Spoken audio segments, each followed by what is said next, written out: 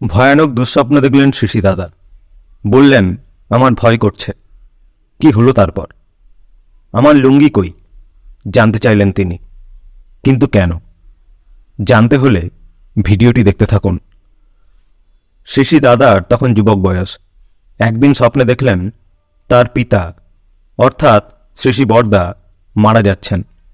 স্বপ্নের মধ্যেই বললেন শিশি দাদা, বাবা আমার ভয় করছে, তুমি যেও না। বড়দা তখন চোখ মেলে তাকালেন আর বললেন, কই আমি তো যাইনি। এই ঘটনা উল্লেখ করে বললেন শিশি আচার্যদেব, বাবা স্বপ্নকে কন্ট্রোল করলেন। স্বপ্নকে কন্ট্রোল করা চারটিখানি কথা না, তার কাছ থেকে এই নিয়ন্ত্রণ করাটা আমরা শিখি। তিনি পারছেন মানে আমিও পারব। তার কাছ থেকে আমরা এই প্রেরণা পাই। আপনি এখন স্বপ্নের মধ্যে রয়েছেন, কিন্তু আপনি জানেন এটা স্বপ্ন। এই অবস্থাকেই বলা হয় লুসিড ড্রিমিং। যখন আপনি স্বপ্ন দেখছেন কিন্তু একই সঙ্গে সচেতন আছেন, আপনি বুঝতে পারছেন যে এটা স্বপ্ন। আর শুধু বোঝাই নয়, আপনি সেই স্বপ্ন নিয়ন্ত্রণও করতে পারেন। বহুকাল আগেই আমাদের প্রাচীন মুনি ঋষিরা উপনিষদে চেতনার 4টি স্তরের কথা উল্লেখ করে গেছেন। জাগরণ বা জাগ্রত অবস্থা, স্বপ্ন, গভীর নিদ্রা বা সুষুপ্তি অবস্থা এবং তারও উপরের স্তর তুরীয়। শাস্ত্রে বলে ঈশ্বর সমব্যক্তি, মহান যোগী এবং সাধকেরা এই 4টি স্তরেই নিজের চেতনা জাগ্রত রাখতে পারেন। চেতন থাকা ভগবানের আশীর্বাদ। তিব্বতী বৌদ্ধরা এই ধরনের সাধনাকে বলেন মিলাম। গুরু বা লামার সান্নিধ্যে শিষ্যেরা এই সাধনা শেখে। এর মাধ্যমে তারা স্বপ্নের ভেতরে চেতন থাকার সাধনা করেন। উদ্দেশ্য ওই একই, স্বপ্নের বিভিন্ন কঠিন পরিস্থিতির সামনা করে অহং বিলীন করা, মৃত্যুর পরের বার্ধ অবস্থা বুঝে নেওয়া, কার্মিক প্রভাব হ্রাস ইত্যাদি। এছাড়া ভারতীয় তন্ত্রেও এ নিয়ে বহু কথা বহুভাবে বলা আছে, বহু বইতে। মালিনী বিজয়তন্ত্রে বলা হয়, যখন স্বপ্নদ্রষ্টা সম্পূর্ণভাবে নিজের সম্পর্কে সচেতন থাকেন, তখন স্বপ্নরাজ্যের সমস্ত বিভ্রমময় দৃশ্যাবলীর মধ্যেও তিনি চেতনা হারান না। তিনি জানেন যে তিনি কেবল স্বপ্ন দেখছেন। এই অবস্থাকে বলা হয় স্বপ্নতুর্য বা সুসমাহিত অবস্থা। স্বপ্নের বিভ্রম এবং বিকট পরিস্থিতি কন্ট্রোল করতে করতেই সাধক সন্ধান পায় তার মনের অপার শক্তির।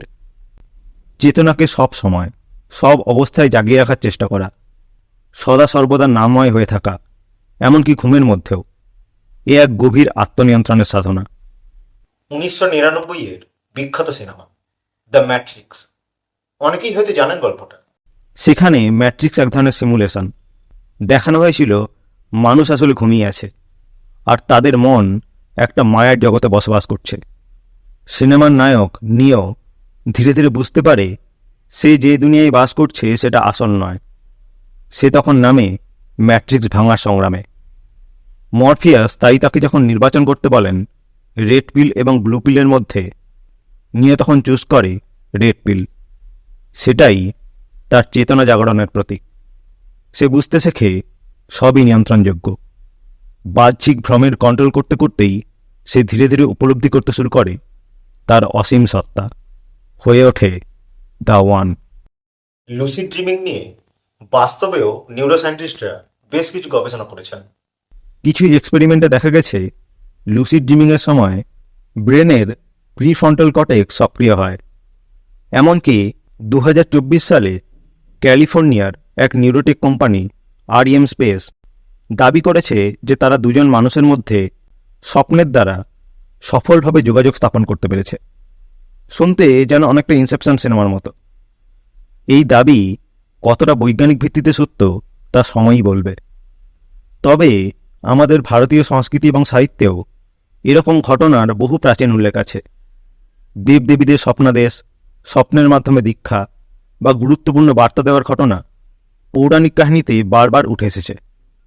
শুধু পুরাণ কেন, গণিতজ্ঞ শ্রীনিবাস রামানুজন নিজেই বলতেন তাঁর স্বপ্নে দেবী নামাগিরি এসে তাকে বিভিন্ন জটিল সূত্র, সিরিজ এবং সমীকরণ বলে দিয়ে যান।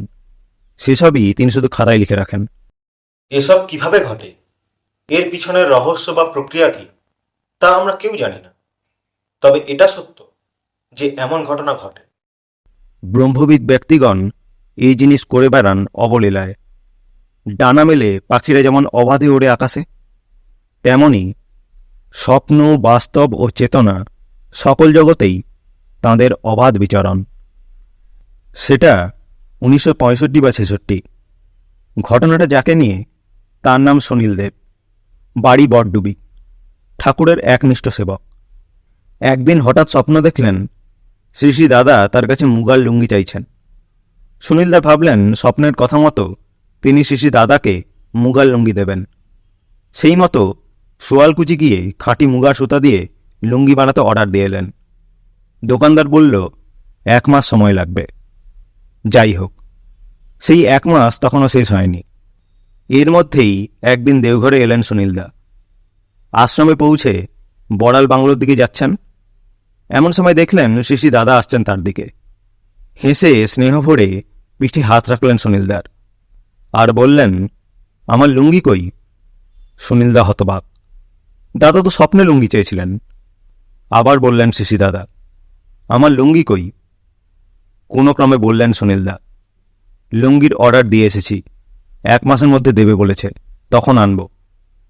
শ্রী শ্রী দাদা বললেন, আমার কলকাতার ঠিকানায় পাঠিয়ে দেবেন। প্রশ্নের ঘোর কাটছে না সুনীলদার। এ কিভাবে সম্ভব? শ্রী শ্রী দাদা একটু এগিয়ে গিয়ে ফিরে তাকিয়ে আবার হেসে বললেন, আমাকে স্বপ্নে কেউ দেখলে আমি টের পাই।